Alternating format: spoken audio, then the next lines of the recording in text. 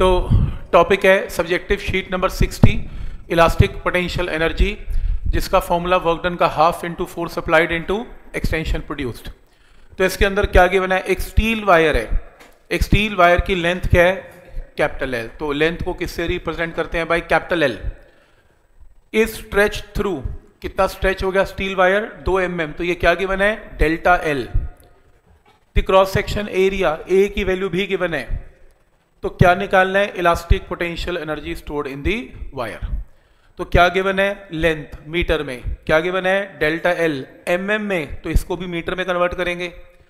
फिर क्या गिवन है, एरिया किस में, mm स्क्वायर में, इसको भी मीटर स्क्वायर में कन्वर्ट करेंगे 10⁻⁻⁶।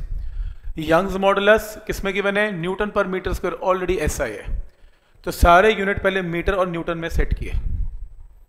क्या ये पॉइंट यहां तक क्लियर है? तो आपके पास किसकी वैल्यू आ गई, ये सारी वैल्यूज आ गई। क्या निकालना है, वर्क डन इन स्ट्रेचिंग या energy stored in a wire. Energy का फॉर्मूला क्या है, half into force into delta L. अब फोर्स की वैल्यू मिसिंग है, नहीं given, delta L given, delta L put कर दो। फोर्स की वैल्यू क्या है, साइड पे लिखो फॉर्मूला वाई का। तो आपको कोई ना कोई चीज मिसिंग होगी जो यंग्स मॉडुलस बताएगा। तो आप यंग्स मॉडुलस का फॉर्मूला लगाएं, force by area delta L by L, cross multiply करें तो फोर्स आ गई। उस फोर्स को उठा के यहाँ पे पुट करें। अब आपको आपके क्वेश्चन में वाई पता है, एरिया पता है, डेल्टा एल पता है, एल पता है, डेल्टा एल पता है, सॉल्व करके क्या आएगी, energy stored in a wire आएगी। तो इसकी वैल्यूज आपको पुट करनी है, बट आपको मेथड समझ में आ रहा है कि जो चीज़ मिसिंग है उसको कैसे पुट करना है इसमें।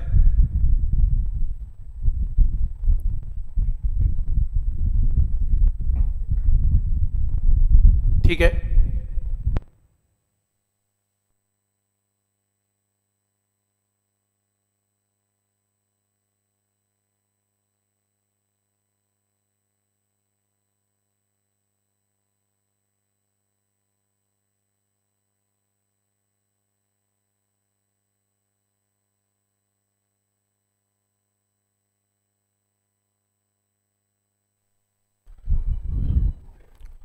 ठीक, यहाँ तक क्लियर है, चेक कर लो प्लीज।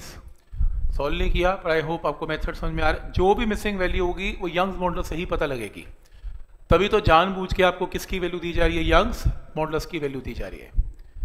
जैसे नेक्स्ट क्वेश्चन है, in Young's modulus, if the Young's modulus of steel given है तो वाई गिवन है, यूनिट जरूर चेक करना है इसमें, SI है, न्यूटन पर मीटर स्क्वायर।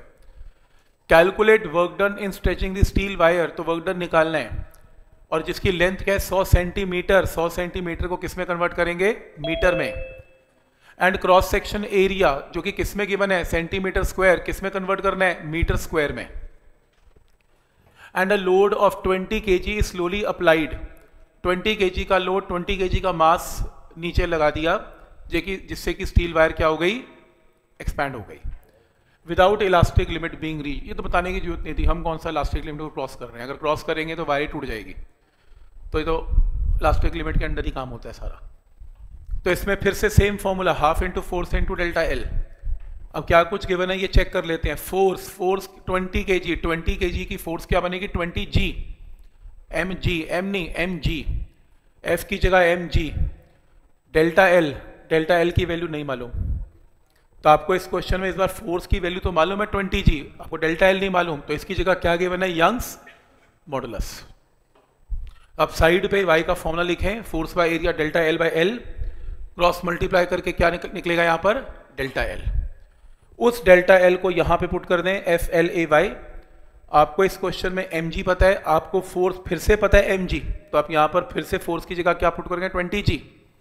आपको कैपिटल L पता है, आपको A पता है, आपको Y पता है, आंसर। क्या ये पॉइंट सबको समझ में आ रहा है यहाँ तक कि क्या रूल है इसमें। जो भी चीज वर्क डन में मिसिंग होगी वो क्या निकालेगा, यंग्स मॉडुलस। तो जानबूझ के आपको y की वैल्यू दी जाती है ताकि आप वहां से वैल्यू को सब्स्टिट्यूट करते हैं। क्या स्टेप यहां तक क्लियर है, कोई डाउट इसमें?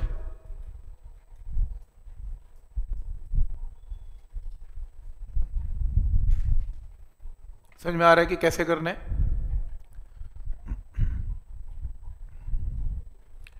जैसे नेक्स्ट क्वेश्चन है, limiting stress for a typical human bone. तो ह्यूमन बोन हड्डी है, उसका स्ट्रेस इतना है, इससे ज़्यादा स्ट्रेस अप्लाई करोगे हड्डी टूट जाएगी, तो लिमिटिंग स्ट्रेस है भाई, इतना ही वो सह सकती है। वाइल यंग्स मॉडुलस उस बोन का इतना है।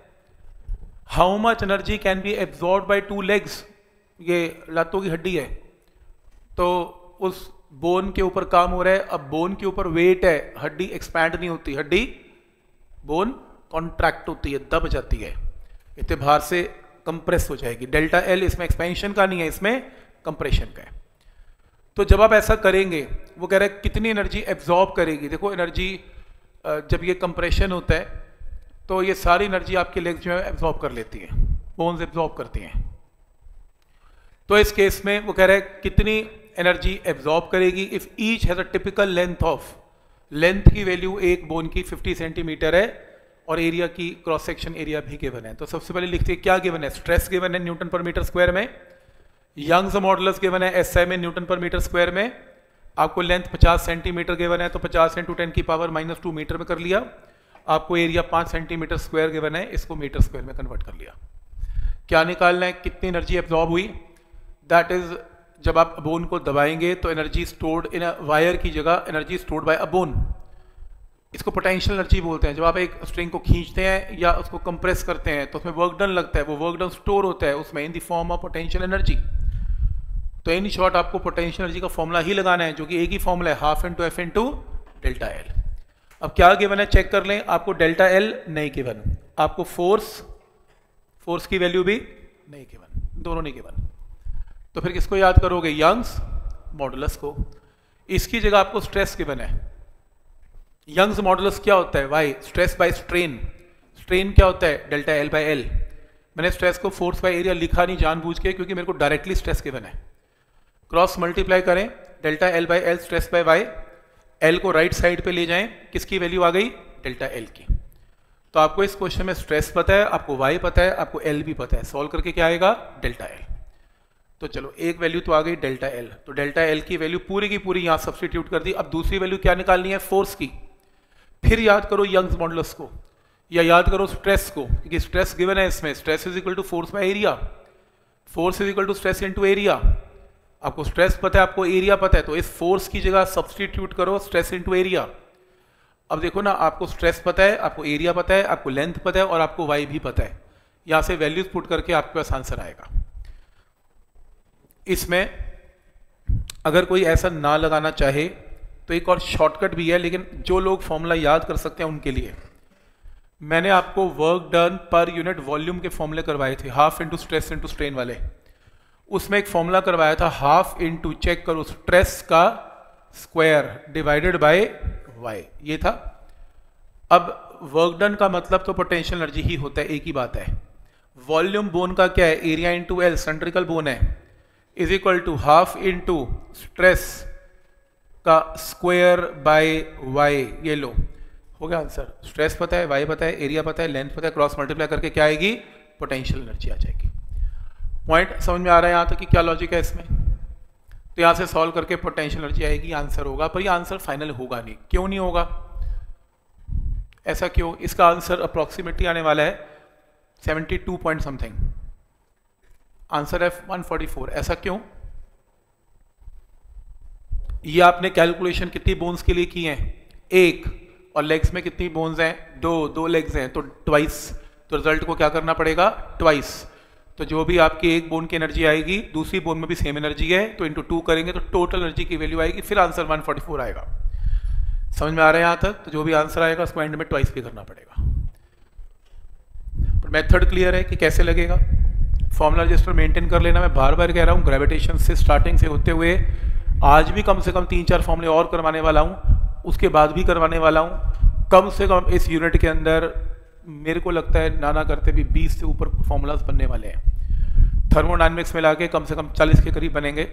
तो कहने का मतलब टोटल वॉल्यूम 2 में मोर देन 15 फॉर्मूलाज तैयार हो जाएंगे। 50 बहुत होते हैं फॉर्मूलाज यार, ठीक है। मतलब ये चीज़ वॉल्यूम 1 में नहीं थी, क्या फॉर्मूला है नहीं, F = म्यू टाइम नॉर्मल रहे, उसी को यूज़ करे जाते हैं, ऐसा नहीं, मैकेनिक्स में नहीं यूज़ होता। सेकेंड वॉल्यूम थोड़ी सी फॉर्मूला बेस्ड चलती है, तो बेटर है आप मेंटेन कर लो। नहीं तो ये सारी शीट्स आपको बहुत एंड में ना, ये शीट्स मेरे को लगता है अभी कितनी थी, जितनी भी आप एक बुकलेट बनने वाली होगी आपकी, टोटल अब से लेके +2 तक नंबर ऑफ शीट्स मेरे को लगता है 1200 से 1500 आ सकती हैं।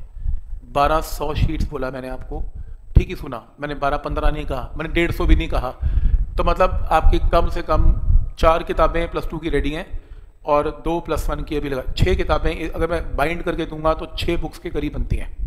एक बुक में कम से कम 300 के करीब है, तो 1800 के आसपास शीट्स आएंगी, 1500 तो पक्का आएंगी। तो इतना सिलेबस के बाद ये कोर्स खत्म होगा और आज हमने सिर्फ 3 ही करने हैं।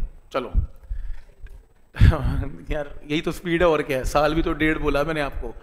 तो कहने का मतलब इसको संभाल के रखना। तो जब मैं कहूँगा कि चलो फुल कोर्स टेस्ट है, क्या करोगे इतने बड़े शीट्स को, क्या करोगे, खोल के देखोगे ना, रात हो जाएगी खोल खोल के देखते देखते। फॉर्मूला रजिस्टर काम आएगा। तो छोटा सा रजिस्टर है जो आपको पूरे छोटे छोटे फॉर्म में फॉर्मूला लिखा होगा, बस फॉर्मूला रिवाइज करो और आ जाओ, ऐसा। ठीक है, तो ये तरीका है। तो यहाँ तक क्लियर है, यहाँ तक